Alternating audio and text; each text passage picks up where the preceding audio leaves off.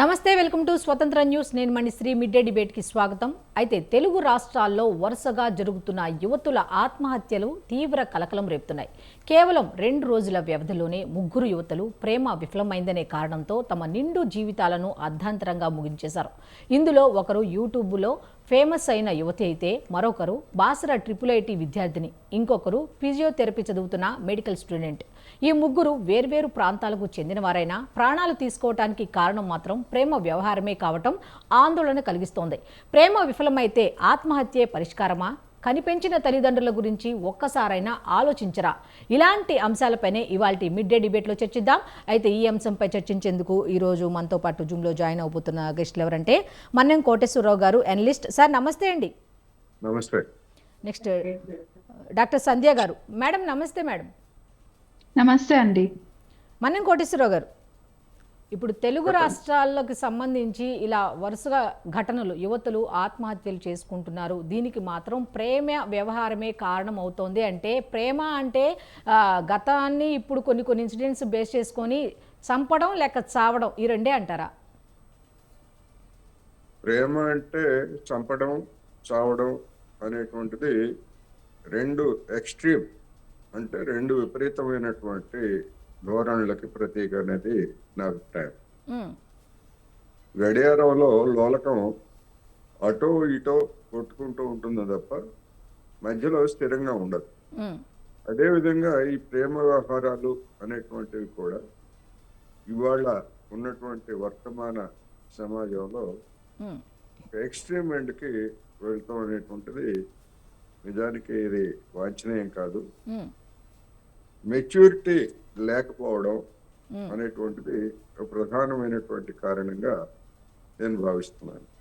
ఏమిటి మెచ్యూరిటీ అంటే, ఎవరినైనా అమ్మాయి కావచ్చు, అబ్బాయి కావచ్చు, ఫలానా వాళ్ళతోటి జీవితాన్ని పంచుకోవాలని అనుకోవడం అదేమి తప్పేం కాదు. ఇప్పటికీ మన సమాజంలో అబ్బాయిలకు కానీ అమ్మాయిలకు కానీ, ముఖ్యంగా అబ్బాయిలకి కొంత మేరకు స్వేచ్ఛ ఉన్నది అమ్మాయిలతో పోలిస్తే. బహిరంగంగా తల్లిదండ్రులతోటి నాకు ఫలానా అబ్బాయి అంటే ఇష్టం, లేకపోతే అతన్ని ఎందుకు పెళ్లి చేసుకోవాలనుకుంటున్నానో అంత పూర్తిగా చెప్పేటువంటి స్వేచ్ఛ ఇవాళ మన సమాజంలో లేదు. అందువలన తల్లిదండ్రులకి లేదా బంధువులకి తెలియకుండా ప్రేమ వ్యవహారాలు సాగించడం, దాన్ని అడ్వాంటేజ్ తీసుకొని అబ్బాయిలు అమ్మాయిలను మోసం చేయటం కావచ్చు, లేకపోయేట్లయితే అంతకంటే ఆర్థిక పరంగాను లేకపోతే ఇతరత్ర మెరుగైనటువంటి స్థితిలో ఉన్నటువంటి అమ్మాయిలు కనిపిస్తే వాళ్ళతోటి మళ్ళా ఇదే లవ్ అఫైర్స్ ఇట్లాంటివి పెట్టుకోవడం, ఇలా రకరకాల కారణాలు ఇవాళ సమాజంలో కనిపిస్తున్నాయి. ముఖ్యంగా డబ్బు ప్రమేయం అనేటువంటిది ఇది ప్రధానమైనటువంటి ఒక ధోరణిగా ఈరోజు, అంటే ప్రతిదీ ప్రేమ కావచ్చు, లేకపోతే వాత్సల్యం కావచ్చు, ఇవన్నీ కూడా డబ్బుతోటి కొలుస్తున్నటువంటి రోజులుగా కూడా రోజు రోజుకి పెరుగుతున్నాయి. ఇట్లా రకరకాల కారణాలతోటి ఈ విధమైనటువంటి పరిణామాలు సంభవిస్తున్నప్పుడు నా అభిప్రాయం ఏంటంటే, ఎవరైనా ప్రేమ విఫలమైతే, ఒకళ్ళతో విఫలమయ్యేట్లయితే అదే శాశ్వతం కాదు. తర్వాత అందుకని జీవితం అనేటువంటిది ఇంకా చాలా ఉంటుంది. అతి సరైనటువంటి భాగస్వామిని ఒకసారి ఎంచుకోవడంలో తప్పు చేస్తే దాన్ని సరిదిద్దుకొని ఆ గుణపాఠాలు తీసుకొని మరొక సరైనటువంటి భాగస్వామిని ఎంచుకోవడానికి ఈరోజు అబ్బాయిలు కానీ అమ్మాయిలు కానీ ఆ విధమైనటువంటి ఆలోచనతోటి ముందుకు పోవాలి తప్ప ప్రాణాలు తీసుకోవడం అనేటువంటిది పరిష్కారం కాదు అనేది నా అభిప్రాయం. Okay sir. సంజయ్ గారు, ఈ ప్రేమ విఫలత అనేది ఈ యువతుల మైండ్కి సంబంధించి, మెంటాలిటీకి సంబంధించి ఏ విధంగా ప్రభావం చూపుతుందంటారు? మెంటల్ హెల్త్కి సంబంధించి. అవునండి. సో యాక్చువల్లీ ఇప్పుడున్న జనరేషన్లో అండి మనం మెయిన్గా చూస్తున్న జనరేషన్ లో కూడా ఇప్పుడు జెన్జీస్ అంటే వీళ్ళు ఎవరైతే ఈ ఇన్సిడెంట్ జరిగిన పిల్లలందరూ కూడా 97 తర్వాత బార్న్ అయిన వాళ్ళుగానే ఎక్కువగా మనకు అనిపిస్తున్నారు. సో స్టూడెంట్స్ దట్టు ఇప్పుడు వాళ్ళు ఫిజియోథెరపీ చేస్తున్నారు, లేకపోతే యూట్యూబర్, తర్వాత ఇంకో పాప కూడా లైక్ ఇట్లా IIIT లో చదువుతుంది. సో వీళ్ళందరూ కూడా ఇంచుమించు 15, 17, 18 ఈ టీనేజ్ లో ఉన్న పిల్లలే అండి.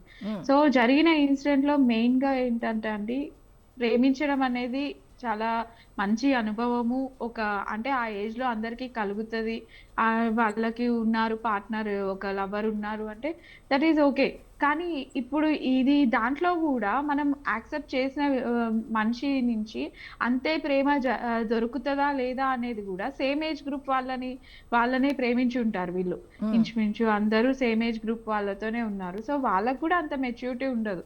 సో వాళ్ళు ఏంటంటే వాళ్ళ లైఫ్ లో వాళ్ళకి ఇప్పుడు మరి ఈ పిల్లలు ఇద్దరి మధ్యలో జరిగిన అది డిస్కషన్ అనేది మనకి తెలిస్తే బాగుంటదండి. ఎందుకంటే వీళ్ళు ఎట్లా అంటే వాళ్ళు ప్రేమించడం వరకే ఆలోచిస్తున్నారు కానీ తర్వాత జీవితము, ఈ ప్రాణాలు తీసుకోవడం అనేది చాలా అసలు వాళ్ళకి మానసికంగా వాళ్ళకి ఆందోళన గురయ్యి వాళ్ళకి ఇంకా చనిపోవడం ఒకటే వాళ్ళ ఇంకా అదే ఒక సొల్యూషన్ లాగా వాళ్ళు భావిస్తున్నారు.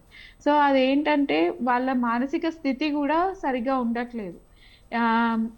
మెయిన్ గా ఈ టీనేజ్ లో చాలా మంది ఇలా లవ్ ఫెయిల్యూర్ అయ్యి తర్వాత అంతటితోనే నా జీవితం అయిపోయింది అనుకోవడం అనేది చాలా బాధాకరం కూడా. చూడ్డానికి ఈ పిల్లలు కూడా ఎంత చక్కగా ఉన్నారు. వాళ్ళు మంచి ఒక యూట్యూబ్ కెరీర్ అని, మళ్ళీ తర్వాత ఈ పాప కూడా ఫిజియోథెరపీ అంటే మంచి, అంతే ఎడ్యుకేషన్ వైజ్ లో వాళ్ళు చాలా మంచి, ఎడ్యుకేషన్ వైజ్ కానీ ఒక కెరీర్ వైజ్ కానీ వాళ్ళు చేసే పనుల్లో కూడా వాళ్ళు చాలా యాక్టివ్ గా ఉన్నారు. ఒక మంచి సోషల్ లైఫ్ లో ఉన్నారు, ఒక ఎడ్యుకేషన్ వైజ్ కూడా మంచి పొజిషన్స్ లో ఉన్నారు. కానీ వాళ్ళ నిర్ణయాలు కానీ వాళ్ళ ఆలోచన విధానం కానీ చాలా బాధాకరంగా ఉంది. ఎందుకంటే ఒక క్యాన్సర్ వచ్చిన పేషెంట్ వాళ్ళ ప్రాణాలు వాళ్ళ ప్రాణాలు గ్యారంటీ ఉండదు. ఒక ఆర్గన్ ఫెయిల్యూర్ కానీ, కిడ్నీ ఫెయిల్యూర్ కానీ, ఒక వేరే రోగం కానీ, భయంకరమైన ఏదో ఒక ఇల్నెస్ ఉండి చనిపోవడం అనేది అంటే చాలా సహజంగా జరుగుతూ ఉంటాయి న్యాచురల్ గా. ఇంకా వాటికి సొల్యూషన్ అనేది ఉండదు. కానీ హెల్దీగా ఉన్న పిల్లలు, అది కూడా కంప్లీట్లీ హెల్దీగా ఉండి సడన్ గా వాళ్ళ ప్రాణాలు తీసుకోవడం వల్ల వాళ్ళే కాదు వాళ్ళ ఫ్యామిలీ కూడా చాలా బాధకి గురవుతారు. అయ్యో ఇంత చదివించాము, ఇంత మంచిగా చూసుకున్నాము, చిన్నప్పటి నుంచి వాళ్ళని మంచిగా పెంచాము అని అనుకున్న పేరెంట్స్ కూడా చాలా కుప్పకూలిపోతారు. సో ఇది చాలా అంటే చాలా బాధాకరం. అలాగే ఇంకా అసలు ఈ ప్రేమలో వాళ్ళు చాలా ఎక్స్ట్రీమ్స్ థింకింగ్ కూడా ఎక్కువ అయిపోయిందండి. అంటే ఒకటేంటంటే ఐదర్ ప్రేమించడంలో ఒకవేళ మంచిగా ఉంటే ఓకే, లేదు అంటే చంపడం, చావడం, ఈ రెండు మాత్రమే వాళ్ళకి అనిపించడం అనేది చాలా డేంజరస్ కూడా. అసలు వాళ్ళ ఆలోచన విధానం కూడా చాలా బాధాకరంగా ఉంది. ఇప్పుడు జరుగుతున్న ఇన్సిడెంట్స్ లో వీళ్ళ ఆత్మహత్య అనేది వాళ్ళ చాలా బాధాకరం. అలాగే వేరే ఇన్సిడెంట్స్ లో కూడా చూస్తే అంటే కొంచెం వాళ్ళకి వేరే వాళ్ళని చంపడం కూడా జరిగింది. మనం ఇంతకు ముందు డిబేట్స్ లో కూడా మన స్వతంత్ర ఛానల్లోనే జరిగిన డిబేట్స్ లో వాళ్ళు చంపడం కూడా జరిగింది. సో ఏంటంటే మనిషి ఆలోచన విధానం అనేది ప్రాణం తీయడం, ప్రాణం పోవడం ఇదొక్కటే సొల్యూషన్ కాదు కదండి. మనకి అసలు ఇన్ని ఇష్యూస్ ఉండి, హెల్త్ ఇష్యూస్ ఉండి, ప్రాణాలు ఒక రోజు ఉంటే బాగుండు, నా జీవితం నేను బతికితే బాగుండు అనుకునే వాళ్ళు చాలా మంది ఉన్నారు. వీళ్ళకి అంటే కంప్లీట్లీ హెల్దీ ఉన్న బాడీ వాళ్ళు సడన్ గా ఇట్లా ఒక ఆలోచన విధానం బట్టి కానీ, వాళ్ళు జరుగుతున్న సంఘటనకి వాళ్ళు రియాక్ట్ అవ్వడం కానీ చాలా బాధాకరంగానే ఉంది అసలు వాళ్ళు. సో కంపల్సరీ మనం పిల్లల ఆలోచన విధానం అనేది చాలా మారింది. అలాగే వాళ్ళు పేరెంట్స్ తో, తల్లిదండ్రులతో మాట్లాడడం జరుగుతుంది. అంటే తల్లిదండ్రులతో కూడా వాళ్ళు చెప్పుకోలేకపోతున్నారు. అలా ఒక సొల్యూషన్ వాళ్ళకి దొరకక వాళ్ళ ప్రాణాలు తీసుకోవడమే వాళ్ళకి పరిష్కారంగా పెట్టుకొని ఆత్మహత్యలు జరగడం అనేది చాలా దురదృష్టకరం అండి. ఎందుకంటే జరిగిన ఇన్సిడెంట్ లో పిల్లలందరూ కూడా చాలా చిన్న ఏజ్ పిల్లలే అసలు. ఓకే, కోటేశ్వరరావు గారు చాలా చిన్న ఏజ్ పిల్లలే. కోటేశ్వరరావు గారు, ఇప్పుడు ప్రేమ విఫలత అనే దాని కారణంగా తీసుకొని ఈ ఆత్మహత్యలు అనేది సమాజంలో ఎటువంటి మార్పుల విలువలను సూచిస్తున్నాయంటారు? ఇప్పుడు మన సమాజం ఒక సంధి దశలో ఉంది. ఉమ్, సంధి దశలో అంటే కొద్ది సంవత్సరాల క్రితం లేదా కొన్ని దశాబ్దాల క్రితం ఉమ్, అబ్బాయి గాని అమ్మాయి గాని ఉమ్, రెండో వివాహం అంటే సమాజం కూడా చిన్న చూపు చూసే విధంగా పరిస్థితులు ఉండేవి. ఉమ్, అమ్మాయి గాని అబ్బాయి గాని ఎవరైనా కానీ ఉమ్, ఏ కారణాలతో అయినా విడిపోవచ్చు, లేకపోతే భర్త చనిపోయినా లేదా భార్య చనిపోయినా రెండో వివాహం అనేటువంటిది చేసుకోవడం అనేది అందరికీ తెలిసినటువంటి. ఉమ్, కానీ ఈ రోజుల్లో రెండో వివాహం అనేటువంటిది ఉమ్, ఒక నూతన సాధారణ స్థితికి చేరింది. ఉమ్, ఎందుకు అంటే విడిపోవటాలు అనేటువంటివి గణనీయంగా గతంతో పోలిస్తే, అంటే 25-30 సంవత్సరాలతో పోలిస్తే ఇప్పుడు గణనీయంగా పెరిగాయి. ఉమ్, ఈ పెరిగినటువంటి పరిస్థితిని అటు యువతి యువకులు చివరికి కుటుంబాలు తల్లిదండ్రులు కూడా అర్థం చేసుకొని రెండో వివాహం ద్వారా వాళ్ళ జీవితాలను సరి చేయడానికి ఒక విధంగా యాక్సెప్టెన్స్ అనేటువంటిది వచ్చింది. ఇప్పుడు అదొక సాధారణమైనటువంటిదిగా మారింది. ఉమ్, అయితే ఈ ప్రేమ ఇటువంటి దీనికి వచ్చేసరికి ఇంకా మన సమాజం ఉమ్, అటు ఫ్యూడల్ అంటే భూస్వామిక గ్రామీణ సమాజం, రెండో వైపు ఒకవైపు ఏమో వెనుకబడినటువంటి గ్రామీణ సమాజం ఉమ్, దాని విలువలు, రెండో వైపు అత్యున్నతమైనటువంటి పెట్టుబడిదారీ విధానం దాని విలువ. ఉమ్, ఈ రెండు విలువల మధ్య ఘర్షణ అనేటువంటిది ఇప్పుడు సాగుతా ఉంది. ఉమ్, అదే మనం పశ్చిమ దేశాలు, అమెరికా కావచ్చు లేదా ఐరోపా దేశాలు కావచ్చు, ఇలాంటి దేశాల్లో అక్కడ కూడా ప్రేమలు లేవా అంటే డెఫినెట్ గా ప్రేమలే ప్రతి చోట ఉంటాయి ఉమ్, సమాజం తర్వాత. అయితే అక్కడ సమాజానికి మనకి ఉన్నటువంటి తేడా ఏమిటంటే ఉమ్, ఇక్కడ పిల్లలు తల్లిదండ్రుల మీద లేదా తల్లిదండ్రులు ఇచ్చేటువంటి ఆస్తిపాస్తుల మీద ఆధారపడి ఉంటున్నారు.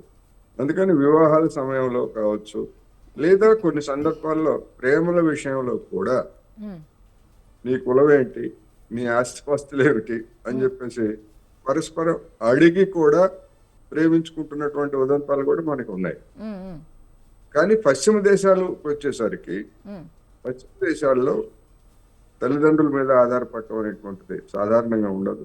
ఎందుకు ఉండదు అంటే ప్రభుత్వం అక్కడ ఉద్యోగం అయినా కల్పిస్తుంది, ఉమ్, లేకపోతే నిరుద్యోగ భృతి అయినా ఇస్తుంది. ఉమ్, యువతి యువకులకి ఒక భరోసా, జీవితానికి ఒక భరోసా ఉంటుంది. ఉమ్, అటువంటి భరోసా ఉన్నప్పుడు ఉమ్, ఒకరితో ప్రేమ విఫలమైనా కానీ ఉమ్, మరొకరితోటి జీవితాన్ని గడపడానికి ఆప్షన్స్, ఒక భరోసా అనేటువంటిది ఉంటుంది. మన దేశంలో ఆ విధమైనటువంటి పరిస్థితి లేదు. ఉమ్, అందుకని ఈ సంధియుగంలో ఒత్తిడికి లోనై, మానసికమైనటువంటి ఒత్తిడికి లోనై ఉమ్, ఇరుగు పొరుగు వారు ఏమనుకుంటారో, లేకపోయేట్లయితే నా జీవితం ఏంటి, నేను ఎట్లా బతకాలి, ఒకవేళ ఒంటరి అయితే నేను ఎట్లా బతకాలి, ఈ విధమైనటువంటి మానసిక సంఘర్షణలు కూడా మన సమాజంలో చాలా ఎక్కువగా ఉన్నాయి, ఇప్పటికీ ఉన్నాయి, ఉమ్, క్రమంగా మారుతున్నాయి. అందుకని పట్టణాల్లో ఉండేటువంటి యువతి యువకుల ఆలోచన విధానాలు లేదా గ్రామాల్లో ఉన్నటువంటి యువతి యువకుల ఆలోచన విధానాలు, లేదా గ్రామాల నుంచి పట్టణాలకు వచ్చి, అంటే గ్రామీణ వాతావరణం నుంచి లేదా ఆ బంధాల నుంచి ఆ సమాజం నుంచి బయటపడలేక పట్టణాల్లో ఉన్నటువంటి, ముఖ్యంగా హైదరాబాద్ నగరం లాంటి ఆధునికమైనటువంటి పట్టణాల్లో ఉన్నటువంటి జీవన శైలికి ఇమడలేక ఒక విధమైనటువంటి ఘర్షణ అనేటువంటి జరుగుతూ ఉంది. ఆ ఘర్షణలో వైఫల్యం కూడా ఇలాంటి ప్రేమలు విఫలం కావడానికి లేదా రిలేషన్షిప్స్ అనేటువంటి బ్రేక్ కావడానికి ఇవన్నీ కూడా మనం చూస్తాం. అందుకని ఇది ఒక సంధి దశలో ముఖ్యంగా ఉన్నటువంటి పరిస్థితి యువతి యువకుల యొక్క ప్రాణాలను తీస్తూ ఉంది. ఇది విచారకరం అని చెప్పాలి. ఓకే. అయితే cyber technology experts Madhav Reddy గారు ఫోన్ లైన్లో అందుబాటులో ఉన్నారు. ఆయనతో కూడా మాట్లాడే ప్రయత్నం చేద్దాం. మాధవ్ రెడ్డి గారు నమస్తే అండి. నమస్కారం అండి. ఇప్పుడు ఆన్లైన్లో ఈ ప్రేమ సంబంధాలు అనేది ఈ ఆత్మహత్యలకు దారి తీస్తున్నాయా అంటే ఏం చెప్తారు? యాక్చువల్ గా చెప్పాలంటే ఇది మనము కరెక్ట్ గా మనకు ప్రైమా ఫేసే పోలీసులు ఇచ్చిన రిపోర్ట్ ప్రకారము అది మన ఓన్ వేలో మనం కంక్లూడ్ చేసుకుంటాము. నిజం చెప్పాలంటే ఆ వ్యక్తుల మధ్య జరిగినది రియల్ గా ఏం జరిగింది అనేది మనకు తెలియదు. బట్ ఎవరైనా ఆత్మహత్య చేసుకుంటున్నారంటే ప్రధానంగా వాళ్ళ మీద వాళ్ళకి విశ్వాసం కోల్పోతూ, వాళ్ళ కుటుంబం మీద విశ్వాసం కోల్పోతూ, సమాజం మీద విశ్వాసం కోల్పోయినప్పుడే ఈ మూడు అట్ ఎ టైం జరిగినప్పుడు ఆత్మహత్య చేసుకుంటారు. జనరల్ గా వాళ్ళ మీద వాళ్ళకి విశ్వాసం కోల్పోయినా గానీ వాళ్ళ కుటుంబం మీద విశ్వాసం ఉందనుకోండి, ఏదో ఒకటి వాళ్ళ కుటుంబానికి చెప్పి బయటపడతారు. లేదు వాళ్ళ కుటుంబం మీద వాళ్ళ మీద వాళ్ళకి విశ్వాసం కోల్పోయినప్పుడు కనీసం సమాజంలో ఫ్రెండ్స్, రిలేటివ్స్, పోలీసులు చెప్పుకోగలిగినా వాళ్ళు బయటికి పడతారు అన్నట్టు. కాకపోతే ఈ మూడు అట్ ఎ టైం జరిగినప్పుడు మీరు అప్పుడప్పుడు చూస్తుంటారు మీరు పేపర్లలో కూడా అప్పుడప్పుడు ఎట్లా కుటుంబంలో ఏవో కలహాలు వచ్చింటాయి, సమాజంలో ఎవరో వచ్చి కాపాడతారు. ఇప్పుడు రోష్ని అని ఇట్లా రకరకాల ఎన్జిఓలు ఉన్నాయి అన్నట్టు. సో లేకపోతే సమాజంలో ప్రాబ్లం ఉంది, కుటుంబంలో ప్రాబ్లం ఉంది, తనకు తాను ప్రాబ్లం ఉన్నప్పుడు కనీసం పోలీస్ స్టేషన్ పోతే వ్యవస్థ కాపాడుతుంది అన్నట్టు. సో ఇక్కడ ఏమైతుందంటే ఎవరైతే ఆత్మహత్యలు చేసుకుంటారో వాళ్ళకు శూన్య స్థితిలో ఉంటారన్నట్టు. అంటే అంటే వాళ్ళ మీద వాళ్ళకి ఎట్లా నమ్మకం ఉండదు, దట్ ఈస్ డిఫరెంట్ థింగ్. లేదు సమాజంలో ఏదైనా ఇబ్బంది పడినా లేకపోతే వ్యవస్థలో ఇబ్బంది పడినా తన మీద తాను నమ్మకం ఉన్నదని చేసుకోరు అన్నట్టు. సో ఇది ఎట్లుంటుందంటే వెరీ ఒక 10 సెకండ్లు లేకపోతే ఒక 10 నిమిషాలు దాన్ని పోస్ట్ పోన్ చేయగలిగినా గానీ, లేకపోతే ఆ విషయాన్ని పక్కకు పెట్టినా గానీ, ఇప్పుడు ఏదో ఒక ఇంగ్లీష్ లో ప్రోవర్బ్ ఉంది అన్నట్టు, suicide is permanent solution for temporary problem అని. అంటే ఆత్మహత్య అనేది శాశ్వత పరిష్కారం అవుతుంది ఆ తాత్కాలిక సమస్య కోసం అన్నట్టు. సో ఇది ఖచ్చితంగా ఈ ప్రతి సమస్య తాత్కాలికం అండి. సింపుల్ గా చెప్తాను చూడండి, ఒక చిన్న ఓవర్ బుక్ చెప్తాను. మీకు ఏమైనా సమస్యలు ఉంటే వాట్సాప్ లో పెట్టండి, 24 hours లో డిజపియర్ అయిపోతాయి అంతే. అంటే సమస్యలు అనేది ఏవి కాదు, మన ఊహని. ఇప్పుడు ఏదో అంటారు చూడి, ఈ 3 కేసులు తీసుకున్నాము, ఆత్మహత్య చేస్తున్నాం, 3 కేసులు తీసుకున్నాము, వాళ్ళు ఇంట్లో ఇంటరాక్ట్ అయింటేనా సగం సమస్య తగ్గిపోయింది అన్నట్టు. ఏదైనా కానీ లేదు ఇంకా ప్రాబ్లం ఉంటే సైకాలజిస్ట్ ను కలవచ్చు, లేదు ఇంకా ప్రాబ్లం ఉంటే సైకాలజిస్టులు కూడా సాల్వ్ చేయకుండా వాళ్ళ మీద ఎక్కువ ప్రెజర్ ఉంటే వ్యవస్థ ఉంది కదా మనకు, ప్రభుత్వ వ్యవస్థ, దీనిలో ఫాలో అవుతూ చేసుకోవచ్చు అంట. బట్ ఎనీహౌ ఎక్కడైనా కానీ చిన్నప్పటి నుంచి మన పిల్లలకి మనం ఏం చెప్పాలి అంటే, ఏ సమస్య అయినా కానీ, ఈవెన్ వాళ్ళు తప్పు చేసిన సమస్య అయినా కానీ తల్లిదండ్రులకు చెప్పే స్థితిలో ఉంటేనే కానీ ఇలాంటివి సంఘటనలు మనము స్టాప్ చేయలేమన్నట్టు బేసికల్ గా. లేకపోతే ఏమవుతుందంటే ఇవన్నీ తాత్కాలిక నిర్ణయాలు చాలా బాధింపబడతాయి. అంటే ఎవరికైనా కానీ ఇప్పుడు అప్పటి వరకు వాళ్ళ కళ్ళ ముందర తిరిగిన పిల్లలు ఆత్మహత్య చేసుకుంటే ఇచ్చారు, ఎవరికైనా ఇబ్బందే కదా. సో అట్లా అన్నట్టు.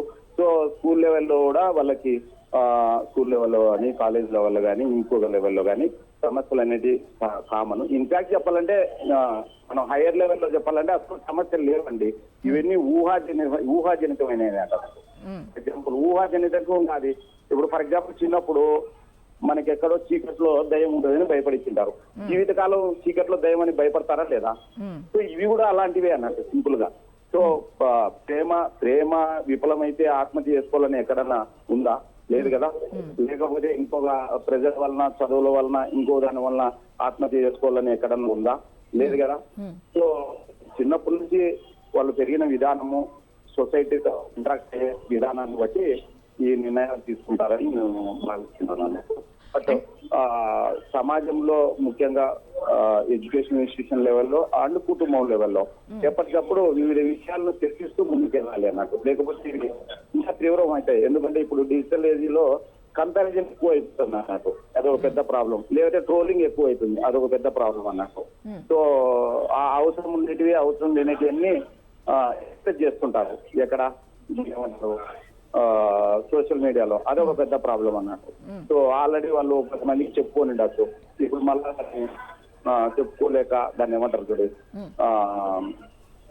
చెప్పుకోలేక ఇబ్బంది పడుతూ ముందుకు పోయేవాళ్ళు. అంటే ఇట్లా అనుకోకుండా దారుణమైన నిర్ణయాలు తీసుకుంటారు. అంటే ఇటువంటి ఆత్మహత్యలకు సంబంధించి లేకపోతే ఇటువంటి నిర్ణయాలకు సంబంధించి ఎక్కువ శాతం మాట్లాడే మాట ఏంటంటే, ఈ టెక్నాలజీ పెరిగిన తర్వాత, ఈ సోషల్ మీడియా ఎక్కువగా వచ్చిన తర్వాత కొంతమంది ఆత్మహత్య ఎలా చేసుకోవాలో కూడా సెట్ చేసిన సందర్భాలు కూడా మనం గతంలో కూడా చూసామండి. అంటే ఈ వ్యాఖ్యల మీద మీరు ఏకీభవిస్తారా? యాక్చువల్ గా ఈ విషయం ఏంటంటే ఫస్ట్ ఆ నిర్ణయమే రాకూడదు. నిర్ణయం వచ్చినాక ఏదో ఒకటి మీరు అన్నట్లు టెక్నాలజీ యూజ్ చేసుకుంటారు. జనరల్ గా ఈ ఆత్మహత్యలు కానీ ఇవన్నీ హత్యలు కానీ ఎప్పుడు జరుగుతూనే ఉంటాయి అన్నట్టు. ఏదో ఒక సినిమాలో రామ్ గోపాల్ వర్మ రెగ్యులర్ గా అంటాడు అన్నట్టు, నేరము రూపు మారదు, అదే నేరం పోదు రూపు మారుతుంది అన్నట్టు. సో బేసికల్ గా ఏంటంటే మనకు ఇప్పుడు ఇన్ఫర్మేషన్ అవైలబిలిటీ ఉంది అన్నట్టు. లేకపోతే యుద్ధాలు ఎప్పటి నుంచో జరుగుతున్నాయి, ఇప్పుడు యుద్ధాలు లైవ్ లో చూస్తున్నాం అన్నట్టు. అంతే సేమ్ ఆత్మహత్యలు కూడా ఎప్పటి నుంచో జరుగుతున్నాయి. కారణాలు వేరేనే కావచ్చు, బట్ కొత్త కారణాలు కొత్తగా ఉంటాయి అన్నట్టు. బట్ మనకు ఇప్పుడు because of advent of social media ఇవి ఇంకా ఎక్కువ మనకు కనిపిస్తున్నాయి అన్నట్టు బేసికల్ గా. సో ఏ ఆత్మహత్య అయినా కానీ నివారించగలిగింది అనేది నేను ప్రగాఢంగా నమ్ముతాను అన్నట్టు. కాకపోతే నేనే సింపుల్ గా చెప్తాను కొన్ని. ముఖ్యంగా నేను సైబర్ నేరాల గురించి గత 10 సంవత్సరాలుగా ఈ సెషన్స్ ఇస్తున్నాను. ఇందువల్ల నా నెంబర్ పబ్లిక్ లో ఉంది అన్నట్టు. మేము ఒకటి ఇండియన్ సైబర్ వారియర్స్ అని వాట్సాప్ ఛానల్ కూడా నడుపుతున్నాము. దీనివల్ల ఏమైతుందంటే ప్రజలు ముఖ్యంగా ఎవరైతే సైబర్ మోసాలు ఇరుక్కొని న్యూడ్ కాల్ ట్రాప్ కానీ ముఖ్యంగా లోన్ యాప్లు కానీ చాలా మంది ఫోన్ చేస్తుంటారు. స్వయంగా నేను ఒక 20-25 మందిని ఆత్మహత్య చేసుకునే వాళ్ళు నేను కాపాడింటాను అన్నట్టు. ఎగ్జాక్ట్ గా వాళ్ళు ముఖ్యంగా న్యూడ్ కాల్ ట్రాప్లు వేసుకొని టెన్షన్ తో ఫోన్ చేస్తారు. సింపుల్ గా చెప్తాను వాళ్ళకు, బాబు నువ్వు షారూక్ ఖాన్ కాదు, సల్మాన్ ఖాన్ కాదు, నీ వీడియో నువ్వే చూసుకోవు, వేరే వాళ్ళు ఎవరైనా చూసుకుంటే వాళ్ళ జన్మ ధన్యమవుతుంది, లైట్ తీసుకో, ఎక్కడ అప్లోడ్ చేయడానికి వాళ్ళు రిలీఫ్ అవుతారు. అంతవరకు వాళ్ళు కాన్స్టెంట్ ప్రెజర్ లో ఉంటారు అన్నట్టు. సరే ఈ వీడియో ఎక్కడన్నా అప్లోడ్ చేస్తే మా ఇమేజ్ ఏం కావాలా, మన ఫ్యామిలీ ఇమేజ్ ఏం కావాలా, రకరకాల టెన్షన్స్ తో ఉంటారు అన్నట్టు. జనరల్ గా వాళ్ళు ఎక్కడ అప్లోడ్ చేయరు, వీళ్ళని భయపడిస్తూ డబ్బులు తీసుకుంటారు అన్నట్టు. వాళ్ళకి ఈ విషయం తెలియక టెన్షన్ పడి ఆత్మహత్య చేసుకున్నాడు. ఒక అబ్బాయి బాపట్లలో ఇంజనీరింగ్ చదివి అమీర్పేటకు వచ్చి న్యూడ్ కాల్ ట్రాప్లు ఇరుక్కొని ఆత్మహత్య చేసుకున్నాడు. అట్లనే నరసాపురం ఎంపీడీఓ ఆత్మహత్య చేసుకున్నాడు. ఇట్లా గుడ్ నెంబర్ ఆఫ్ పీపుల్ ఆత్మహత్య చేసుకున్నారు. అంటే నేను చెప్పేది it can be any reason, but every suicide is preventable 100%. కాకపోతే ఎవరైతే ఈ సూసైడింగ్ నేచర్ ఉండే వాళ్ళు ఇంట్లో ఎప్పటికప్పుడు డిస్కస్ చేస్తుంటే, సొసైటీతో ఎప్పటికప్పుడు డిస్కస్ చేస్తుంటే 100% ప్రివెంటబుల్ అన్నట్టు. ఓకే, ఇప్పుడు సోషల్ మీడియా ద్వారా యువతలు ఇట్లా రకరకాలుగా కొత్త వ్యక్తులు ఎవరైనా పరిచయం అయితే వాళ్ళ నుంచి సేఫ్టీ ప్రికాషన్స్ ఎటువంటి తీసుకోవాలి, అవతల వ్యక్తి ఎవరు ఏంటి అనేది తెలుసుకోకుండా ఈ విధంగా పరిచయాలు ఏర్పరచుకొని ఆ తర్వాత ప్రాణాలు తీసుకునేదాకా వస్తున్నారంటే అటువంటి వాళ్ళకి ఏం చెప్తారు మీరు? మీరు ఒకటి చెప్తా చూడండి, నేను సైబర్ నేరాల గురించి రెగ్యులర్ గా మాట్లాడుతున్నాను కాబట్టి క్లియర్ గా చెప్తాను. మనం రియల్ లైఫ్ లో ఏం చేస్తామో ఆన్లైన్ లో అదే చేయాలి. రియల్ లైఫ్ ఆన్లైన్ లో వేరే తేడా ఉండకూడదు. రియల్ లైఫ్ లో మనం బట్టలు ఇప్పాం కదా, ఆన్లైన్ లో బట్టలు ఇప్పద్దు, అంతే సింపుల్. రియల్ లైఫ్ లో మనం ఒక గజం స్థలం తీసుకోవాలనుకునే కానీ పోయి తీసుకుంటాం కదా, అంటే స్థలం చూసి తీసుకుంటాం కదా. ఆన్లైన్ లో స్టాక్ ఇన్వెస్ట్మెంట్ లో ఇన్వెస్ట్ చేస్తారు, కోట్లు పోగొట్టుకుంటారు, చేతగాక ఆత్మహత్య చేసుకుంటారు. సేమ్ అట్లనే రియల్ లైఫ్ లో మనం బెట్టింగ్ చేయం కదా. ఒకవేళ బెట్టింగ్ చేసినా ఒక 5-6 మంది ఒక టీము మాక్సిమం ఆన్లైన్ లో బెట్టింగ్ చేస్తారు, ఆత్మహత్య చేసుకుంటారు. సిద్దిపేట జిల్లా కలెక్టర్ గన్మెన్ తను ఆత్మహత్య చేసుకోవడమే కాకుండా తన భార్య 2 పిల్లలు ఆత్మహత్య చేసుకున్నాడు, అంటే చంపి ఆత్మహత్య చేసుకున్నాడు. అట్లనే ఒక సాఫ్ట్వేర్ ఇంజనీరు. సో ఇక్కడ ప్రాబ్లం ఏమైందంటే టెక్నాలజీ వల్ల ఎంత ఉపయోగం ఉందో అంత దురుపయోగం కూడా ఉంది. కాకపోతే విషయం ఏంటంటే ఇది యూజ్ చేసుకునే వాళ్ళని బట్టి ఉంటుంది అన్నట్టు. ఇప్పుడు ఎప్పుడైతే ఈ టెక్నాలజీని యూజ్ చేసుకోవడం సరిగ్గా తెలియదో సొసైటీలో ఎట్లా ఇప్పుడు ప్రభుత్వ విశ్నాగులు ఉన్నట్టు సొసైటీలో రకరకాల మనుషులు ఉంటారు అన్నట్టు, యూజ్ చేసుకునే వాళ్ళు ఉంటారు. సో వాళ్ళ బారిన పడకూడదంటే ఎప్పటికప్పుడు సమాజంలో ఏం జరుగుతుంది అనేది ఇంట్లో చర్చించాలి, ఆఫీస్ లో చర్చించాలి. అంటే టైం ఉన్నప్పుడు నేను చెప్పేది టైం ఎట్లా ఉంటుంది లేని, అండ్ విద్యాలయాల్లో చర్చించాలి, అండ్ రెగ్యులర్ గా వాళ్ళకి సమాజంలో జరుగుతున్న స్థితిగతుల గురించి చెప్పాలి. లెటర్ సపోజ్ మీకు సింపుల్ గా చెప్తాను, తుఫాన్ వస్తుందని ప్రభుత్వం హెచ్చరికిస్తుంది, జాలర్లు పోతారా సముద్రంలోకి? పోరు కదా. సో ఇట్లనే ఇప్పుడు సమాజంలో ఇట్లా లోన్స్ లో తీసుకుంటే సతాయిస్తారని తెలిసినప్పుడు తీసుకోరు. ఇట్లనే బెట్టింగ్ లో పోతాయి కానీ డబ్బులు రావని తెలియాలి. మహాభారతంలో ధర్మరాజ కాలం నుంచి నేటి మహాదేవ్ బెట్టింగ్ వరకు నాకు తెలిసినంత వరకు ఆడిన వాడు ఎవడు గెలవాడు కూడా. మరి ఆడడం ఎందుకు, డబ్బులు పోగొట్టుకోవడం ఎందుకు? అట్లనే ఎవడో ముక్కు మోహన్ తెలియనోడు వచ్చి స్టాక్ మార్కెట్ లో పెట్టమంటాడు, పెడతారు, ఆత్మహత్యలు చేసుకుంటారు డబ్బులు పోగొట్టుకొని.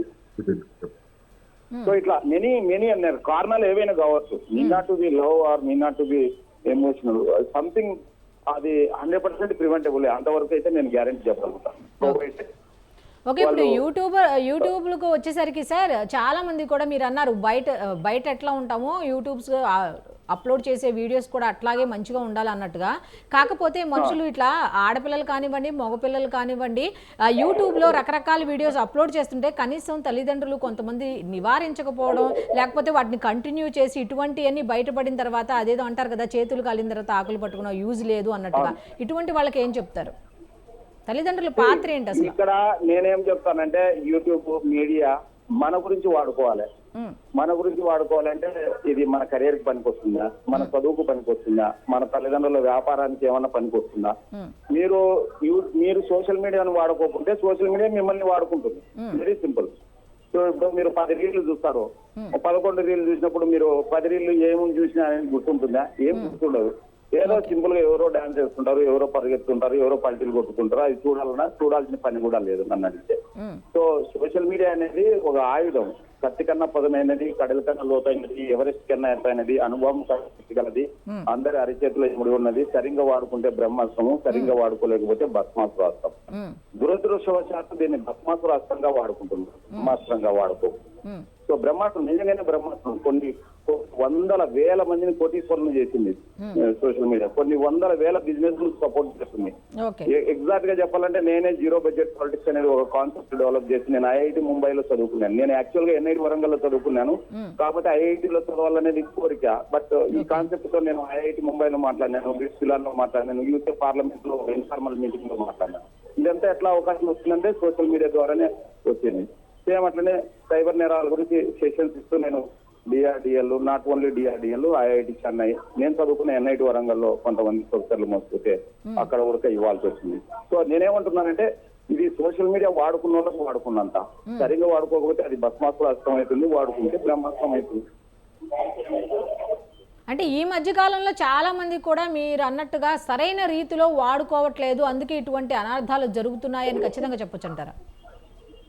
నేను అదే కదా చెప్తున్నది. ఇప్పుడు వాళ్ళకి ఎవరు చెప్తారండి? ఇప్పుడు మన పిల్లలకు మన తల్లిదండ్రులు అలా కాదండి, నేను అనేది ఏంటంటే కనీసం తల్లిదండ్రులు అటువంటి వీడియోస్ అప్లోడ్ చేసినా లేకపోతే కనీసం పట్టించుకునే స్థితిలో ఉన్నారు. ఇప్పుడు తల్లిదండ్రులు అందరూ ఎడ్యుకేటెడ్ అయి ఉంటారని మనం అనుకోవాల్సిన పని లేదు. వాళ్ళ ఎడ్యుకేటెడ్ అయినా వాళ్ళ ఎడ్యుకేషన్ బ్యాక్గ్రౌండ్ ఏంటి తెలియదు. టెండూల్కర్ భార్య క్రికెట్ ఆడలేదు, బాలసుబ్రహ్మణ్యం భార్య పాడవాడలేదు. అట్లనే అందరూ ఫ్యామిలీ మెంబర్స్ అందరికీ నాలెడ్జ్ ఉంటుంది అనేది ఏం లేదన్నట్టు. సింపుల్ గా ఏం చెప్పాలంటే విద్యాలయాలు ఎప్పటికప్పుడు సైబర్ నేరాల మీద అవగాహన కల్పించాలి. అండ్ ఖచ్చితంగా ఇది ఒక ప్రాధాన్యంగా తీసుకోవాలి. అందరి తల్లిదండ్రులకు ఉంటుంది. ఇప్పుడు ఫర్ ఎగ్జాంపుల్ సింపుల్ గా చెప్తాను, మీకు మీ తల్లిదండ్రులు, నాకు నా తల్లిదండ్రులు, నేను మా పిల్లలకి కత్తి గురించి, కరెంటు గురించి, పాము గురించి, పుట్ట గురించి జాగ్రత్తలు ఇస్తాం. కానీ ఎక్కడైనా సైబర్ నేరాల గురించి ఎవరన్నా జాగ్రత్తలు ఇచ్చినారా? సో చెప్పకోకుంటే ఇంకా ప్రమాదాలు ఉంటాయి అన్నట్టు. సో ఏముంది, ఇప్పుడు మేము మా ఫ్యామిలీ మెంబర్స్ 4 ఉన్నాము. 4 ఒక వాట్సాప్ గ్రూప్ ఉంది. నేను సైబర్ నేరాల గురించి ఎప్పటికప్పుడు నేను ఆ వాట్సాప్ గ్రూప్ లో మా ఫ్యామిలీ మెంబర్స్ కి ఇన్ఫార్మ్ చేస్తుంటాను. ఓకే, వాళ్ళు చూస్తారా లేరా, చూసి అర్థం చేసుకుంటారా లేదా అనేది పక్కన పెడితే వెరీ ఇంపార్టెంట్ సైబర్ క్రైమ్స్ అయితే నేను వాళ్ళతో డిస్కస్ చేస్తాను యాక్చువల్ గా. ఆర్ అదర్వైజ్ అయితే ఓకే చెప్తుంటాం అన్నట్టు. ఫర్ ఎగ్జాంపుల్ ఈ వీడియో ఇది యూట్యూబ్ లో అప్లోడ్ చేస్తారు, ఇది మా Indian cyber warriors WhatsApp group లో కూడా, వాట్సాప్ ఛానల్లో కూడా మేము పోస్ట్ చేస్తాం అన్నట్టు. అట్లా ఇట్స్ ఆల్ కంటిన్యూస్ ప్రాసెస్. ఇది ఒక పూటకి ఏదో వ్యాక్సినేషన్ వేసుకొని ఒక పూటకి లైఫ్ లాంగ్ రోగం రాదనేది కాదన్నట్టు. కంపల్సరీ కంటిన్యూస్ గా అవేర్నెస్ అవసరము. ఇది మనం నీళ్ళు ఎట్లా తీసుకుని తాగుతామో, గాలి ఎట్లా తీసుకుంటామో, సైబర్ నేరాల మీద అవగాహన అంతే అవసరము. ఓకే, థ్యాంక్ యూ అండి. మన్నం కోటేశ్వరరావు గారు, ఈ యువతలకు సంబంధించి ప్రేమ వ్యవహారాలు బయటకు రాగానే ఒక్కొక్కరిది ఒక్కొక్క వాదన. కొంతమంది ఏం చెప్తారంటే ఇంట్లో తల్లిదండ్రులు బిజీ అయిపోవటం వల్ల, ఆడపిల్లలతో కానీ మగపిల్లలు కానీ వాళ్ళతో సరైన సమయం స్పెండ్ చేయకపోవటం వల్ల అన్నోన్ వ్యక్తి వచ్చి సడన్గా ఒక ప్రేమ అనే పదం వాళ్ళ దగ్గర మాట్లాడడం, తీయగా అట్లా మాట్లాడడం, మంచిగా అలా మాట్లాడటం వల్ల వాళ్ళు అట్రాక్ట్ అవుతున్నారు. దానివల్ల వాళ్ళు ఇంట్లో వాళ్ళు ప్రేమ అందించుకోపోవటం వల్ల ఈ విధంగా జరుగుతున్నాయని కొంతమంది వాదన అయితే, లేదు అంతకన్నా ఎక్కువ చూసే తల్లిదండ్రులు కూడా ఉన్నారు, పట్టించుకునే తల్లిదండ్రులు కూడా ఉన్నారు, అటువంటి వాళ్ళు కూడా ఇటువంటి పనులు చేస్తున్నారు, ఇటువంటి ప్రేమ అనే వ్యవహారంలో చివరి వరకు తెచ్చుకొని ప్రాణాలు తీసుకుంటున్నారని 2 రకాల వాదనలు అయితే వినిపిస్తున్నారు. దీని మీద ఏం చెప్తారు మీరు? ఇప్పుడు కుటుంబాల్లో ఎట్లాగైతే పిల్లలతోటి తల్లిదండ్రులు చదువు సంఖ్యల గురించి, ఉద్యోగం గురించి, లేకపోతే జీవితంలో సెటిల్ కావటం గురించి ఎట్లాగైతే మాట్లాడతారో, మరి వ్యక్తిగతమైనటువంటి ప్రేమ, పెళ్లి, స్త్రీ పురుష సంబంధాలు వీటి గురించి ఎందుకని అంతగా మాట్లాడట్లేదు అనేటువంటిది పెద్ద ప్రశ్న.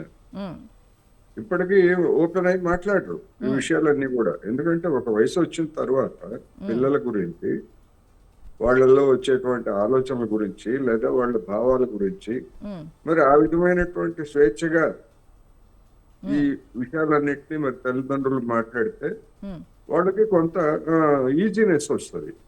ఓహో, తల్లిదండ్రులు మన గురించి కూడా ఆలోచిస్తున్నారు, లేదా మనం చెప్పేటువంటి దాని గురించి కూడా ఆలోచిస్తారు, గుడ్డిగా దేన్ని నిరాకరించరు, లేకపోతే గుడ్డిగా దేన్ని కూడా ఆమోదించరు అనేటువంటి ఒక అసెస్మెంట్ కి రావడానికి తోడ్పడుతుంది. రెండోది స్కూళ్ళు కాలేజీల్లో కూడా ఈ వస్తున్నటువంటి మార్పులకు అనుగుణంగా లేదా ఈ టెక్నాలజీ కావచ్చు, లేకపోతే మానసికతో వచ్చే అంటే వయసుతో వచ్చేటువంటి మానసిక సమస్యల గురించి కానీ టీచర్స్ కానీ లేదా ఎక్స్పర్ట్స్ కానీ మానసిక సైకాలజీ ఎక్స్పర్ట్స్ కానీ మరి ఈ విషయాలన్నింటినీ గురించి ఓపెన్ గా హై స్కూళ్ళలో కావచ్చు లేదా కాలేజీల్లో కావచ్చు ఎక్కడ చెప్తున్నారా అంటే ఎక్కడ చెప్పట్లేదు. ఎక్కడ చెప్పాలి మరి వీళ్ళకి? ఎక్కడ వీళ్ళ యొక్క అవుట్లెట్, వీళ్ళ యొక్క భావాలు ఎక్కడ ఎక్స్ప్రెస్ చేసుకోవాలి? ఇది సమస్య. అందుకని కొంతమంది స్నేహితులతో ఎక్స్ప్రెస్ చేసుకుంటారు. స్నేహితులతో ఎక్స్ప్రెస్ చేసుకుంటే అవి అనేక సందర్భాల్లో సత్ఫలితాల్లో ఇస్తాయి, కొన్ని సందర్భాల్లో పొరపాటు పడవచ్చు, అది వేరు. కానీ మన ప్రేమ గురించి, మన పెళ్లి గురించి, మన సంబంధాల గురించి, వీటి గురించి మన కుటుంబ సభ్యుల మధ్యనే ఒక స్వేచ్ఛపూరితమైనటువంటి వాతావరణం కనుక ఉండేట్లయితే, ఏదన్నా విఫలమైతే, ఇప్పుడు ప్రేమ విఫలమైతేనే అని చెప్పేసి అనుకుంటున్నాం. తల్లిదండ్రులు కూర్చి పెద్దలు అంతా చేసినటువంటి ఈ వివాహాలు కూడా మరి విఫలమవుతున్నాయి కదా గతంతో పోలిస్తే. మరి అటువంటప్పుడు ఎవరు సపోర్ట్ ఇస్తున్నారు పిల్లలకి? తల్లిదండ్రులు ఇస్తున్నారు, నో డౌట్. అదే విధంగా ప్రేమలో విఫలమైనా కానీ లేదా ప్రేమలో ఎదురు దెబ్బలు తగిలినా కానీ, అనూహ్యమైనటువంటి పరిణామాలు ఏవైనా కానీ వాళ్ళని ఆడుకోవాల్సింది ఎవరు? ఆ తల్లిదండ్రులే. అందుకని పెళ్లి గురించి ఎట్లాగైతే మాట్లాడతారో ప్రేమ గురించి కూడా మాట్లాడేటువంటి వాతావరణం డెవలప్ అయినప్పుడు ఈ సమస్యలు అనేటువంటివి చాలా వరకు పరిష్కారం అవుతాయి. ఇక ఎక్స్ట్రీమ్ ఉదంతాల గురించి ఎప్పుడు ఉంటాయి సమాజంలో. ఎక్స్ట్రీమ్ వాటిని ఎవరు ఊహించలేరు, ఇంకోటి చేయలేరు. అందుకని నేను అనేది ఏంటంటే, సాధారణమైనటువంటి వాతావరణం కనుక తల్లిదండ్రుల్లో ఉండేట్లయితే, పశ్చిమ దేశాల్లో ఇప్పుడు అదే కదా, వాళ్ళ యొక్క వయసు వచ్చినటువంటి పిల్లలు వాళ్ళ రిలేషన్షిప్ గురించి లేకపోతే వాళ్ళు సహజీవనం చేయడం గురించి వీటన్నిటిని గురించి తల్లిదండ్రులు సాధారణంగా తీసుకుంటారు, పెద్ద సీరియస్ గా తీసుకోరు, నార్మల్ కింద వచ్చేసింది. మరి మన దేశంలో కావచ్చు, మన తెలుగు ప్రాంతాల్లో కావచ్చు ఆ విధమైనటువంటి ఒక సాధారణ పరిస్థితి ఉన్నదా అంటే లేదు. ఇవాళ కలిసి సహజీవనం చేయటం తప్పు అనే కాదు, సహజీవనం చేయటం సరైందే, అదేమి తప్పు కాదని చెప్పేసి కోర్టులు కూడా రూలింగ్ ఇచ్చాయి. కానీ సహజీవనం చేయటం అంటే సమాజం ఎట్లా చూస్తా ఉంది? వీళ్ళు అక్రమ సంబంధాలు పెట్టుకున్నారు, చెడు తిరుగుతున్నారు అనేటువంటి ఒక ఎక్స్ట్రీమ్ కూడా వెళ్తున్నారు కదా. అందుకని ఈ రకరకాల ఈ విధం, అందుకని నేను చెప్పింది మన సొసైటీలో ఒక సంధి దశలో ఉన్నప్పుడు ఈ సంబంధాలని, ఈ రిలేషన్షిప్స్ ని, వీటిని అర్థం చేసుకోవడంలో సమాజం కూడా విఫలమైంది. అన్నింటికంటే సమాజం విఫలం కంటే తల్లిదండ్రులదే ప్రధానమైనటువంటి బాధ్యత ఉంటది.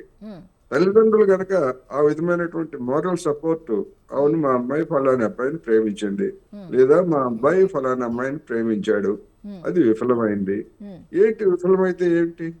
పెళ్లిళ్ళు చేస్తున్నాం, విఫలమవుతున్నాయి, మళ్ళా పునర్వివాహాలు చేయడం లేదా అనేటువంటి ఆ విధమైనటువంటి ఎసర్షన్ లేకపోతే ఆ విధమైనటువంటి భరోసా ఎంతమంది తల్లిదండ్రులు పిల్లలకి ఇచ్చే స్థితిలో ఉన్నారా అంటే చాలా తక్కువగా ఉన్నారు. అందుకని ఈ విధమైనటువంటి ఇంకా తల్లిదండ్రులు పట్టించుకోరు, స్నేహితులు ఏమి చేయలేరు, ప్రేమించిన వాడు లేదా ప్రేమించిన అమ్మాయి మోసం చేసింది అనేటువంటి ఎక్స్ట్రీమెంట్కి వెళ్ళిపోయి ఇటువంటి జరుగుతుంది. అందుకని సమాజం కూడా మారాలి. విద్యా సంస్థల్లో కూడా ముఖ్యంగా అనుభవజ్ఞులైనటువంటి వాళ్ళు, ట్రైన్డ్ టీచర్స్ కావచ్చు లేదా సైకాలజిస్టులు కావచ్చు, ఇటువంటి విషయాల్ని స్వేచ్ఛగా ఉమ్, చర్చించేటువంటి వాతావరణంలో కూడా ఉండాలి. ఎందుకని అక్కడే కదా ఎక్కువ ప్రేమలకి మొలకెత్తేది విద్యా సంస్థలు ఉన్నాయి కదా ఎక్కువగా, ఉమ్, విద్యా సంస్థలు లేకపోతే ఆఫీసులు. ఉమ్, అందుకని అటువంటి చోట్ల మరి దాని గురించి స్వేచ్ఛగా మాట్లాడేటువంటి వాతావరణం, ఎడ్యుకేట్ చేసేటువంటి వాతావరణం కనుక ఉండేట్లయితే ఉమ్, చాలా వరకు నివారణ అవుతాయి. ఉమ్, రెండోది, నేను ముందే చెప్పినట్టుగా ఒక ఉపాధికి సంబంధించి, ఉద్యోగానికి సంబంధించి ఒక హామీ కనుక ఉందనుకోండి, పోతే పోయాడు, మోసం చేశాడు, ఇదేనా ఇంకోటి అనేటువంటిది అమ్మాయి అనుకోవచ్చు. ఉమ్, అదే అబ్బాయి కూడా వస్తే అదొక భరోసా ఉంటుంది, ఉమ్, కొత్త జీవితాన్ని గడపవచ్చు అనేటువంటిది ఉంటుంది. ఈ విధంగా కుటుంబము, సమాజం, ఉమ్, ప్రభుత్వము, ఉమ్, విద్యా సంస్థలు, ఉమ్, ఈ అన్ని చోట్ల కూడా ఉమ్, ఇటువంటి ఒక స్వేచ్ఛగా చర్చించేటువంటి వాతావరణం ఉంటే ఉమ్. 99% ఆత్మహత్యలు నివారణ అవుతాయి అనేది నాకు. ఓకే సంజయ్ గారు, ఇప్పుడు యువతులు కనుక ప్రేమలో పడితే వాళ్ళతో ఉన్నంతసేపు ఉండి తర్వాత చిన్న చిన్న తేడాలు వచ్చి రాగానే వాళ్ళు కొంచెం ఏమాత్రం ఎడబాటుతనాన్ని భరించలేక ఇటువంటి ఆత్మహత్యలు చేసుకుంటున్నారు అనేది ఎంత వాస్తవమో, అసలు అతను లేకపోతే నేను బ్రతకను అన్న స్థితిలోకి వెళ్ళిపోవడానికి గల కారణాలు ఏమై ఉండొచ్చు అంటారు? సో మెయిన్ గా అంటే ఏంటంటే అండి, ఇది అడాలసెన్స్, ఈ టీనేజ్ లో ఉన్న పిల్లలకి ఆ మూడ్ స్వింగ్స్ అనేవి చాలా ఎక్కువ ఉంటాయండి. సో వాళ్ళు సంతోషం ఎంత అయితే వాళ్ళు తట్టుకోగలరో అలాగే బాధను కూడా తట్టుకోలేరు అనమాట. సంతోషం అంటే బోత్ ఆర్ ఎక్స్ట్రీమ్స్ అన్నమాట. అయితే అతి లేకపోతే అనాలాగా ఉంటుంది. సో వీళ్ళ ఆలోచన విధానం కూడా పిల్లలకి ఎట్లా అయిపోయిందంటే, సో వాళ్ళు కోరుకున్నవన్నీ వాళ్ళ చేతిలో ఉన్నాయి, వాళ్ళ చుట్టూ ఉన్న తల్లిదండ్రులు కూడా చాలా కష్టపడి అన్ని ప్రొవైడ్ చేయగలుగుతున్నారు. కానీ ఈ ఎమోషనల్ సపోర్ట్, ఈ ఎమోషనల్ ఇంటెలిజెన్స్ అనేది చాలా ఇంపార్టెంట్ అండి. అంటే మనం ఏదైతే ఎమోషన్స్ గో త్రూ అవుతున్నామో, మనం బాధను గో త్రూ అయినా మనం తట్టుకోగలిగేటట్టు ఉండాలి, స్టేబుల్ గా ఉండాలి. అలాగే సంతోషంగా ఉన్నా కూడా మనం ఆలోచించగలిగేటట్టు ఉండాలి. సో ఇప్పుడు జరుగుతున్న ఇన్సిడెంట్స్ లో కూడా మనకి లైఫ్ లో చాలా ఫెయిల్యూర్స్ ఉంటాయి. స్టడీస్ కానీ, ఎడ్యుకేషన్, ఫైనాన్షియల్ కానీ, మనుషులు కోల్పోవడం కానీ, ఇలా చాలా విషయాలు మన చుట్టూ జరుగుతూ ఉంటది.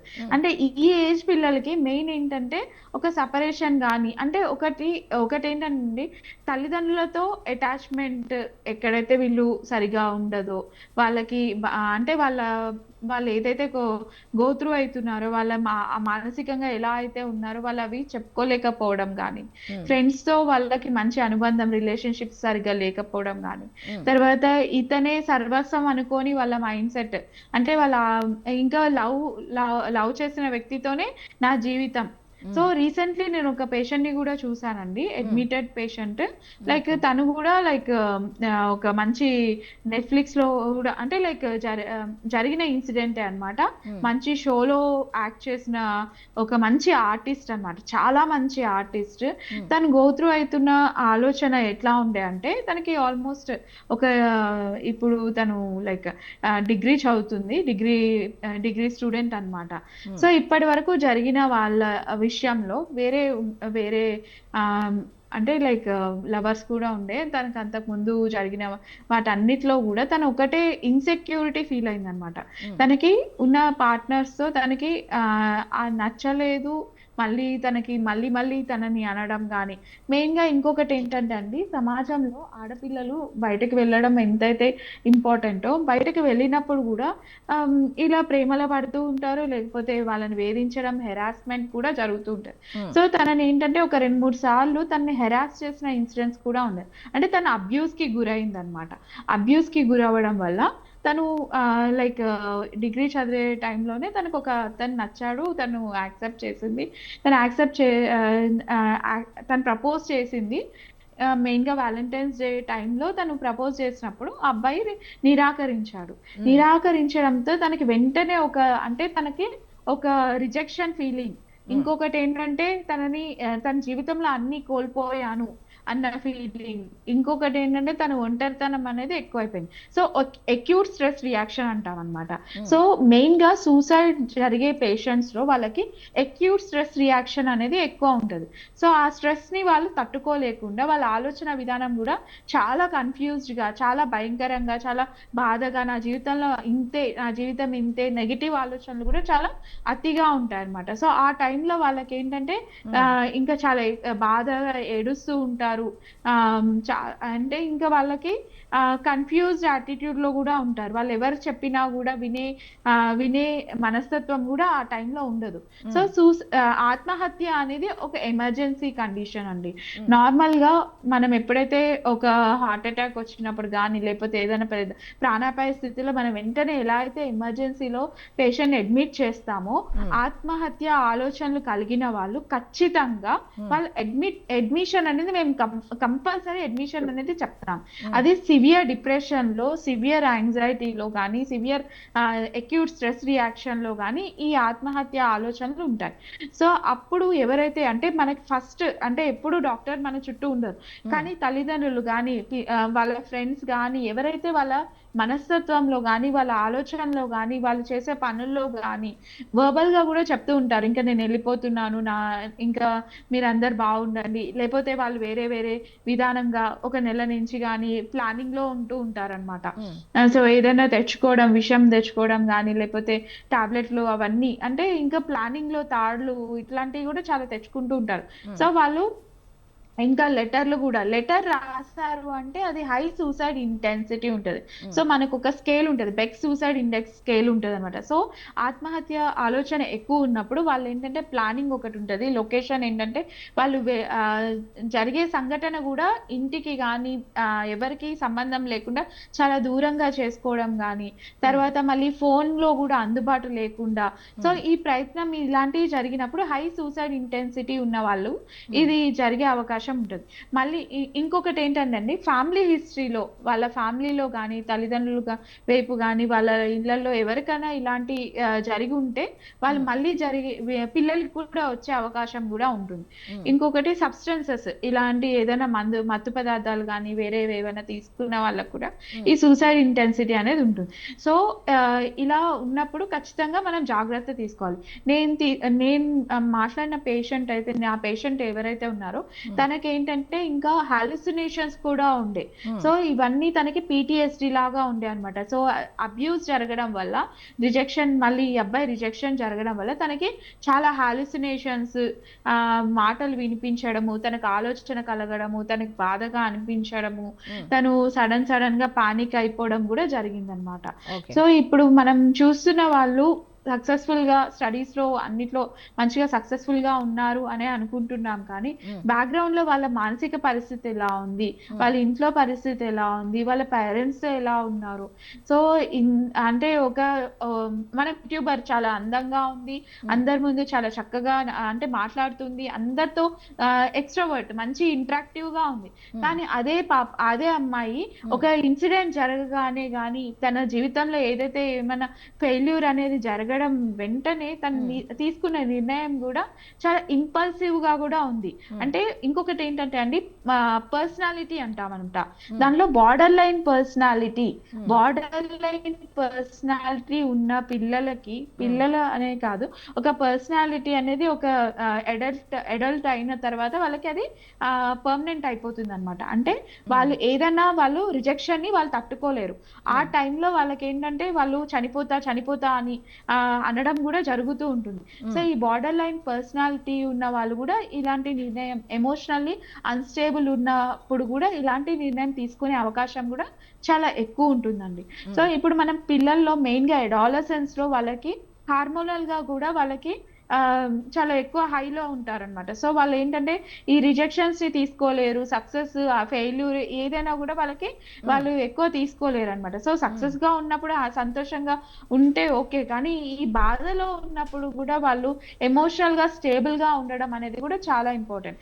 సో ఆ వయసులో ఉన్న పిల్లలతో తల్లిదండ్రులు లేకపోతే మంచి స్నేహితులు, ఒక మంచి కుటుంబంలో అంటే కుటుంబంలో ఆ ఇంటరాక్షన్ అనేది కూడా ఉండడం వల్ల కూడా వాళ్ళు చాలా వరకు ఇవి అధిగమించవచ్చు అన్నమాట. సో ఇప్పుడు మన సార్ చెప్పినట్టు, మన్nem సార్ చెప్పినట్టు, సో ఫ్యామిలీలో ఎప్పుడైతే ఒక ఓపెన్ డిస్కషన్, ఓపెన్ టాక్ జరుగుతుందో, సో అప్పుడు ఏంటంటే వాళ్ళు ఏది గో త్రూ అవుతున్నా అంటే సక్సెస్ గో త్రూ అవుతున్నప్పుడు కూడా వాళ్ళు షేర్ చేస్తుంటారు. అలాగే ఒక బాధ కానీ వాళ్ళ పర్సనల్ గా ఏదైతే సఫరింగ్ ఉన్నా కానీ వాళ్ళు చెప్పుకోగలుగుతారు. వాళ్ళకి ఆలోచనలు వస్తున్నాయి, ఎన్ని రోజుల నుంచి వస్తున్నాయి, ఎందుకు వస్తున్నాయి, కారణం అనేది ఎప్పుడైతే చెప్పుకుంటారో తప్పకుండా సగానికి సగం వాళ్ళ బాధ తీరిపోతుందండి. మెయిన్ గా ఏంటంటే మేము సైకాట్రిస్ట్ గా వాళ్ళని వెంటిలేట్ చేస్తాం. వాళ్ళ ప్రాబ్లమ్స్ మా దగ్గరకు వచ్చి మొత్తం చెప్పుకుంటారు. చెప్పుకున్న వెంటనే వాళ్ళకి సగం బాధ తీరిపోతుంది, కంట్రోల్లోకి వస్తారు. తర్వాత ఏం చేస్తామంటే వాళ్ళ ప్రాబ్లమ్స్ కి తగ్గట్టు వాళ్ళు డిప్రెషన్ గో త్రూ అవుతున్నారా, వాళ్ళ పర్సనాలిటీ, దాన్ని బట్టి మేము ట్రీట్మెంట్ ఇస్తాం అనమాట. సో ఫ్యామిలీలో వీళ్ళకి అదే సపోర్ట్ కావాలి. అది సొసైటీ పరంగా కూడా మనం ఒక పేషెంట్ సఫర్ అవుతున్నారు, ఆత్మహత్య ఆలోచనలు ఉన్నాయంటే మనం వెంటనే వాళ్ళని ఎమర్జెన్సీగా తీసుకురావడం కూడా అంతే ఇంపార్టెంట్ అన్నమాట. ఓకే, కోటేశ్వరరావు గారు, చెప్పండి. ఇప్పుడు ఈ ఆత్మహత్య చేసుకున్న ముగ్గురు యువతలో ఒక యువతి అయితే అమ్మా నాన్న నన్ను క్షమించండి అంటూ ఒక లెటర్ రాసి దాంట్లో ఉంది. అయితే చనిపోయే ముందు అమ్మా నాన్న గుర్తుకొచ్చారు, కానీ ఆ తర్వాత వాళ్ళ పరిస్థితి ఏంటి, ఇన్ని సంవత్సరాలు మనల్ని కని పెంచి ఇంత చేశారు అన్న ఆలోచన ఎందుకు యువతులు మిస్ అవుతున్నారు? చనిపోయే ముందైతే అమ్మా నాన్న క్షమించండి అని అడిగారు, అంతకుముందు అసలు వాళ్ళ పరిస్థితి ఏంటి, ఒకవేళ మేము లేకపోతే వాళ్ళ పరిస్థితి ఏంటి అనేది ఎందుకు ఆలోచించుకోలేని స్థితిలో ఉన్నారంటారు? క్షణికావేశంలో ఇలాంటివన్నీ కూడా గుర్తుకు రావు అనేటువంటిది ఒకటి. ఇప్పుడు మన మేడం చెప్పినట్టుగా డిప్రెషన్కి గురయ్యారా, లేకపోతే మానసికంగా ఏదైనా ఇబ్బంది పడుతున్నారా మన పిల్లలు అనేటువంటిది, లేదా స్కూల్లో కావచ్చు, ఆఫీసులో కావచ్చు, తోటి వాళ్ళకి ఈ లక్షణాలను గుర్తించగలిగేటువంటి పరిజ్ఞానం కూడా ఉండాలి. లేకపోయేట్లయితే తల్లిదండ్రులు వాళ్ళు గుర్తించలేదనుకోండి, గుర్తించలేకపోయినప్పుడు మా కౌన్సిలింగ్ ఇప్పించడం కానీ ఇటువంటి చేయాలనేటువంటి ఆలోచన వాళ్ళకి రాదు. అందుకని తల్లిదండ్రుల యొక్క ఎడ్యుకేషన్ వస్తాయి. ఎడ్యుకేషన్ అంటే ఏదో డిగ్రీ ఉన్నంత మాత్రాన లేకపోతే ఇంకోటని కాదు, సొసైటీ గురించి లేదా పిల్లల యొక్క మానసిక ఆలోచనల గురించి, వయసుతో పాటు వాళ్ళలో వచ్చేటువంటి చేంజెస్ గురించి ఆ విధమైనటువంటి ఒక అవగాహన, ఒక సమగ్రమైనటువంటి అవగాహన తల్లిదండ్రుల్లో ఉందనుకోండి, ఖచ్చితంగా దాన్ని వెంటనే గుర్తుపెడతారు. గుర్తుపెట్టి ఏమిటి కనీసం అప్పుడైనా ఓపెన్ చేస్తారు. ఏమిటమ్మా, ఏంటబ్బాయి, ఏం చేస్తున్నావు అని అబ్బాయిలతో కావచ్చు, అమ్మాయిలతో కావచ్చు ఓపెన్ చేస్తారు. ఓపెన్ చేస్తే కొంత బెటర్ అవుతుంది. కానీ ఆ విధమైనటువంటి పరిజ్ఞానం ఇవాళ తల్లిదండ్రుల్లో ఉందని నేనైతే అనుకోవట్లేదు. ఎందుకంటే మన సొసైటీ ఇంకా చాలా రిఫైన్ కావాల్సింది, డెవలప్ కావాల్సింది ఈ వస్తున్నటువంటి మార్పులన్నిటికీ. అందుకని పిల్లలకి ఎట్లాగైతే కౌన్సిలింగ్ లేకపోతే కాలేజీల్లో ఎట్లయితే ఉండాలో, తల్లిదండ్రులకు కూడా అటువంటి ఎడ్యుకేషన్ ఇవ్వాల్సినటువంటి పరిస్థితి కనిపిస్తా ఉంది. వాళ్ళ తల్లిదండ్రులు కూడా గుర్తించలేకపోవడం అనేటువంటిది, వాళ్ళు ఏదో కావాలని పిల్లల్ని పోగొట్టుకోవడానికి అట్లా చేయరు, కానీ వాళ్ళకి తెలియకుండానే ఆ విధమైనటువంటి. అందుకని మొత్తంగా సొసైటీలో ఈ మారుతున్నటువంటి ఈ మానవ సంబంధాలు, ముఖ్యంగా స్త్రీ పురుష సంబంధాలు కావచ్చు, వీటన్నిటికి సంబంధించినటువంటి ఒక సమగ్రమైనటువంటి అవగాహన తల్లిదండ్రులకి కల్పించాలి. అదే విధంగా విద్యా సంస్థలో ఉండేటువంటి టీచర్స్ కి అవగాహన ఉండాలి.